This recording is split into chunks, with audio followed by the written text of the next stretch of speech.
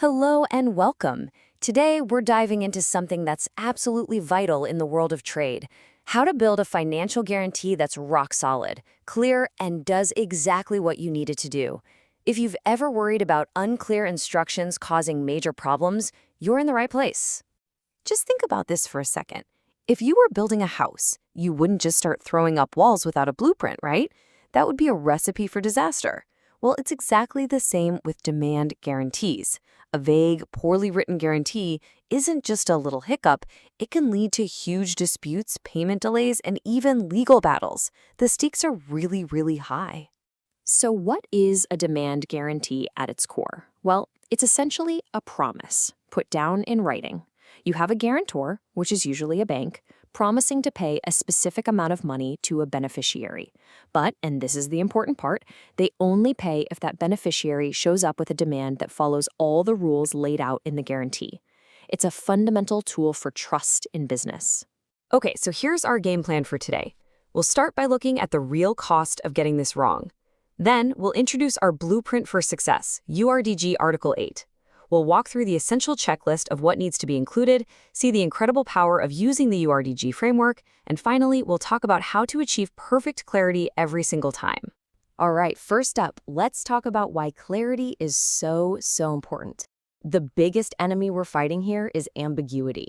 You see, when instructions are fuzzy, it creates a domino effect. It's not just a simple paperwork problem. It's the #1 reason for arguments, for payments getting stuck, and for expensive legal fights. The entire goal here is to make sure that everyone involved, the person asking for the guarantee, the bank issuing it, and the person who might get paid, all have the exact same understanding of how it works. So if vague instructions are the villain of this story, who's the hero? Well, this is where URDG 758 comes in. I want you to think of this as the master blueprint for building a guarantee that won't fall down. URDG 758 is basically the global rulebook. It's a set of 35 articles from the International Chamber of Commerce that everyone around the world agrees on. And for our purposes today, Article 8 is the real star because it gives us a super practical checklist of everything a good guarantee should cover. Now, it's really important to get this next part. The rules use the word should, not must. So these are technically recommendations, not strict laws, but you should think of them as the collected wisdom from experts all over the world on how to stay out of trouble. Following these recommendations is just the smart thing to do. It's best practice, plain and simple. Okay, let's get practical and dive into the checklist itself. These are the items that absolutely have to be on your blueprint if you want to build a solid structure. First things first, you've got to be crystal clear about who's who. Who is the applicant? That's the person or company whose obligation is being backed up. Who's the beneficiary? That's the one who gets to ask for the money. And who's the guarantor? That's the bank making the promise. There can be zero confusion about these three parties. Next, you need your unique identifiers. You should link the guarantee to the specific business deal it's for, like a contract number. And of course, the guarantee needs its own ID number too. And then, the big one. You have to state the absolute maximum amount that can be paid out, and in what currency. This sets a very clear limit. And finally, you have to lay out the rules of the game. When does this guarantee expire? Is it a specific date or after a certain thing happens? What documents precisely does the beneficiary need to show to get paid?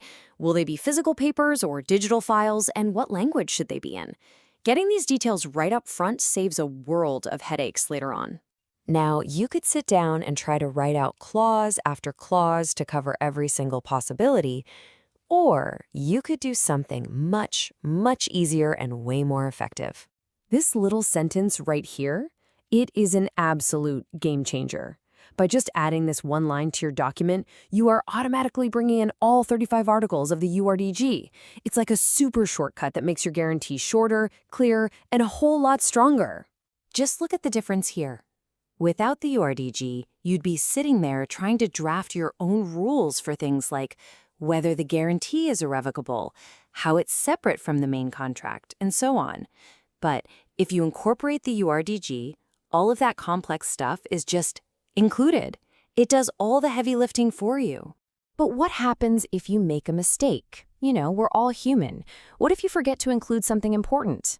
Well, the great thing about the URDG is that it actually has built-in safety nets for situations just like that. So, for example, let's say you forget to put an expiry date in the guarantee.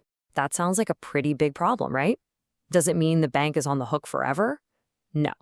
The URDG has a default rule, Article 25C, which says the guarantee will automatically end 3 years after it was issued. That's a huge safety net. So you can see how these defaults work. No expiry date, it ends in 3 years. You didn't say if it should be paper or electronic. Either one is okay. But pay close attention to this last one. It's critical. The rules assume that a demand must come with a statement explaining how the contract was broken, unless you specifically write in the guarantee that it's not required.